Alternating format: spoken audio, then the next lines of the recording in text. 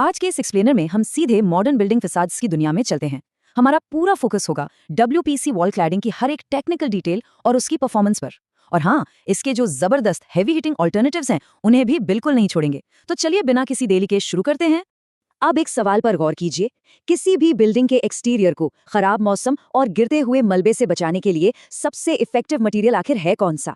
ये सच में एक बहुत ही क्रिटिकल डिसीजन है, खासकर जब हम देखते हैं कि पुराने ट्रेडिशनल मटेरियल से आजकल कितने सीरियस सेफ्टी हजार्ड्स पैदा हो गए हैं। आज इस एनालिसिस में हम पहले फसाड्स के फाउंडेशनल चैलेंजेस को देखेंगे, फिर WPC बोर्ड्स को समझेंगे, WPC का डायरेक्ट कंपैरिजन करेंगे ACP के साथ, और आखिर में क्लाइमेट परफॉर्मेंस के आधार पर अपना फाइनल वर्डिक्ट निकालेंगे। तो चलिए द फसाड चैलेंज से शुरुआत करते हैं और देखते हैं कि मॉडर्न आर्किटेक्ट्स आखिर किस शुरुआती प्रॉब्लम को सॉल्व करने की कोशिश कर रहे हैं। एक वक्त जरूर था जब एक्सटीरियर टाइल क्लैडिंग इंडिया का डिफॉल्ट चॉइस हुआ करता था, पर अब municipal authorities strictly dry fix systems को ही रेकमेंड कर रही हैं। क्यों? क्योंकि भारी सिरामिक टाइल्स के निकलकर गिरने से ऐसी खतरनाक सिचुएशंस पैदा हुई हैं कि पूछिए मत। ये वाकई एक बड़ा सेफ्टी हैजर्ड बन चुका था। अगर हम ट्रेडिशनल मटेरियल्स की बात करें तो उनके फ्लॉज बिल्कुल शीशे की तरह साफ हैं। जरा सोचिए, सिरेमिक टाइल्स का वजन हर स्क्वायर मीटर पर 20 से 30 किलो तक होता है। ये किसी भी बिल्डिंग पर एक मैसिव लोड है। वेट इंस्टॉलेशन फेल हो जाती है क्योंकि ग्राउट में क्रैक्स आ जाते हैं। नेचुरल वुड 5 से 7 साल में सड़ने लगती है। फाइबर सीमेंट बोर्ड्स पानी एब्जॉर्ब करके क्रैक होते हैं और HPL पैनल्स वक्त के साथ डीलैमिनेट हो सकते हैं। मतलब प्रॉब्लम्स ही प्रॉब्लम्स। आइए अब समझते हैं WPC बोर्ड्स को। WPC यानी वुड प्लास्टिक कॉम्पोजिट। ये एक मॉडर्न फैसाड क्लैडिंग सोल्यूशन है जिसे वुड फाइबर्स और रिसाइकल्ड पॉलीमर्स के एक बेहतरीन ब्लेंड से इंजीनियर किया जाता है। बेसिकली इसे इस तरह से डिजाइन किया गया है कि इसमें आपको नेचुरल वुड जैसी सुंदर वार्मथ मिले, पर वुड की तरह ये एनवायरनमेंट की मार से जल्दी खराब ना हो। अगर इसके अंदर झांक कर इसकी एग्जैक्ट कॉम्पोजिशन देखें तो डेटा काफी दिलचस्प है। एक WPC बोर्ड पूरी तरह से साइंटिफिकली बैलेंस्ड होता है। इसमें 70% वर्जिन पॉलीमर, 15% एडिटिव केमिकल्स और बचा हुआ 15% वुड पाउडर होता है।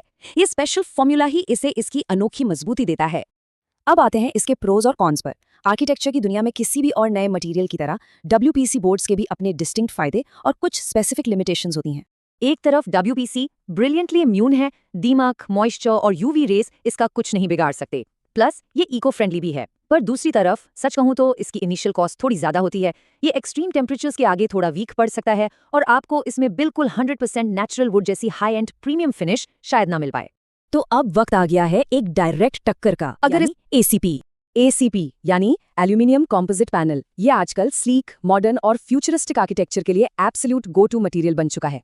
इसमें बेसिकली 2 एल्यूमिनियम शीट्स एक नॉन एल्यूमिनियम कोर के साथ जुड़ी होती हैं, जिसका हेवीली इस्तेमाल आप हाई राइज कमर्शियल बिल्डिंग्स में देख सकते हैं। तो कोर डिफरेंसेस आखिर हैं क्या?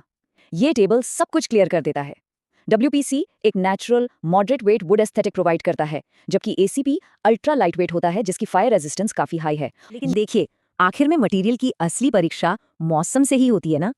चलिए देखते हैं कि ये दोनों इंडियन क्लाइमेट में कैसा परफॉर्म करते हैं। इन दोनों ही मटेरियल्स को बेहद रिजिलियंट इंजीनियर किया गया है।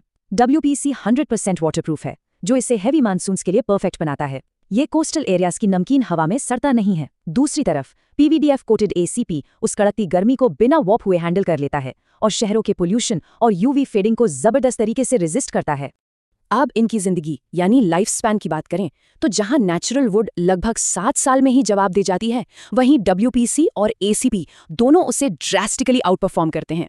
मिनिमल मेंटेनेंस के साथ ये दोनों मटेरियल्स आराम से 25 साल या उससे भी ज्यादा चल सकते हैं। ये एक लंबा वक्त है।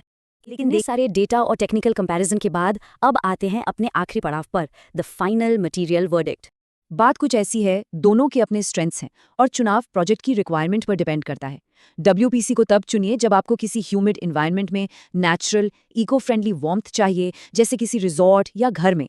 लेकिन अगर बिल्डिंग कमर्शियल, हाई राइज है, जहां sleek design, strict fire safety और अल्ट्रा लाइटवेट स्ट्रक्चर्स की जरूरत है, वहां ACP पर भरोसा करना ही सबसे स्मार्ट चॉइस है। और लाइट वेट से मुझे एक बड़ा इंटरेस्टिंग नंबर याद आया, सिर्फ 5.5 किलोग्राम्स पर स्क्वायर मीटर। सोचिए, कहाँ वो 30 किलो का खतरनाक वजन वाली ट्रेडिशनल सेरामिक टाइल्स और कहाँ सिर्फ 5.5 किलो का ये ACP पैनल जो मैकेनिकली फिक्स हो जाता है। पूरा गेम में चेंज हो गया ना। इम्पार्शियल डेटा से ये बिल्कुल साफ है कि इनमें से कोई एक यूनिवर्सली सुपेरियर नहीं है। राइट सिनेरियो में दोनों ही एक्सेलेंट हैं। ये बेसिकली बहुत ही स्पेशलाइज्ड टूल्स हैं, अलग अलग मकसद के लिए, और इन्हें एक दूसरे का डायरेक्ट सब्स्टिट्यूट मानने की गलती कभी नहीं करनी चाहिए। जैसे जैसे मौसम के पैटर्न्स और ज्यादा एक्सट्रीम होते जा रहे हैं, हमें सोचना होगा कि आने वाले बड़े आर्किटेक्चरल प्रोजेक्ट्स की लेगेसी को आखिर कौन प्रोटेक्ट करेगा। क्या डब्ल्यूपीसी की ऑर्गेनिक रेजिलियंस वहां फिट बैठेगी या एसीपी की इंडस्ट्रियल स्ट्रेंथ? दोनों ही अपनी जगह बेमिसाल हैं। उम्मीद है आज के इस एक्सप्लेनर से आपको इस एडवांस्ड टॉपिक पर वाकई कुछ नया और काम का जानने को मिला होगा।